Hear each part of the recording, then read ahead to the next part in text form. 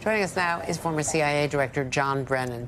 So there's a lot here. The Biden administration is considering removing the foreign terrorist designation from this Syrian rebel group, HTS, according to two current administration officials who spoke with NBC News. This is clearly an attempt to try to get some humanitarian aid in to stabilize the situation. But do you think that's wise in this context to do this so quickly, before we've seen whether Jolani really is going to be a moderate leader, granting amnesty and including former Assad people in some future government? Well, as Matt Bradley said, the situation is very unsettled, and I think there's great angst among a lot of Syrians about what the future holds. The Hayat Tahrir al-Sham organization, which is a coalition of various rebel groups, they were united in their opposition to Assad. Well, Assad is no longer there, so the question now is, what is it that's going to hold them together?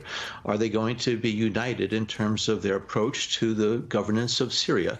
But the Syrian economy, society have been devastated because of more than a dozen years of rebellion. And so this situation is going to remain chaotic for quite some time.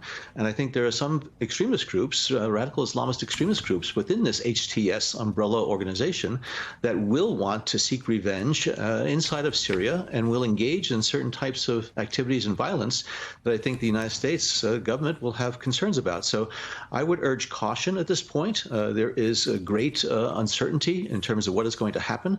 And so we'll have to see how this is going to evolve. But right now, I think there's a big question as far as what will emerge in Damascus and what it will do inside of Syria, as well as how it's going to look at its regional neighbors, including Israel, the Palestinians, and others. Do you think it's premature, though, to lift that terror designation against Jolani and the $10 million on his head, the reward, and deal with him?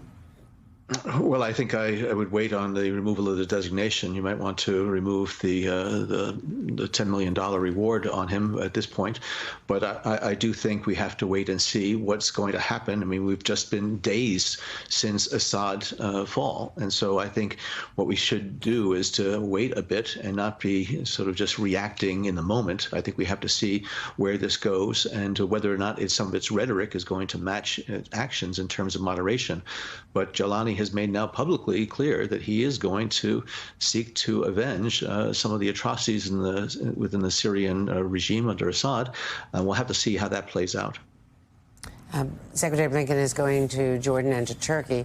Erdogan's role is, a major issue here, is it not?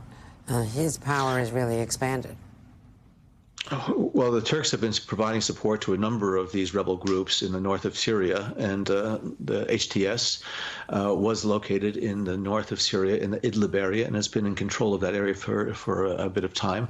And the Turks have provided support to it. So there have been long-standing tensions between Turkey and Syria, between the Erdogan government and the Assad government. And so I'm sure Erdogan is pleased that Assad is no longer there. But also I would think that the Turks need to be concerned about what's going to happen inside of Syria and whether or not this is going to be an issue that the Turks have to take into consideration when they think about their security along the very long border that Turkey has with Syria.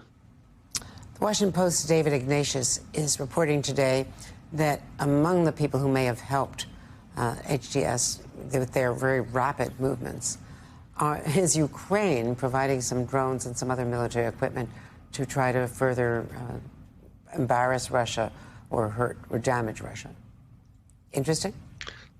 It was interesting, but it's clear that both the Ukrainians and the rebel groups had a common enemy, which was Russia, which was the main benefactor and supporter of the Assad regime. So the Ukrainians have capabilities. I think the reports are that there were some drone operators that were deployed to Syria to help these rebels.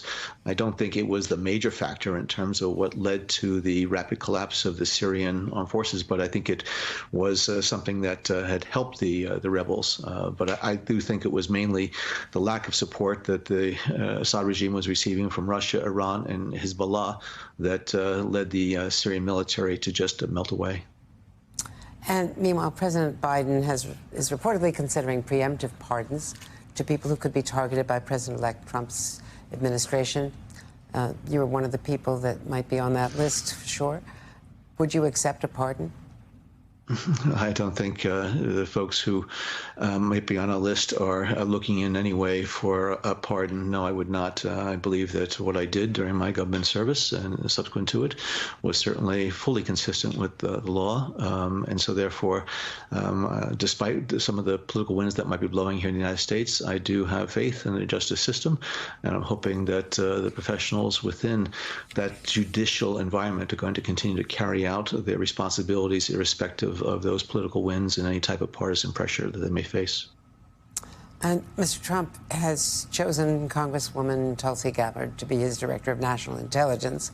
She would, of course, present the president's or edit the president's daily brief, choose the briefer.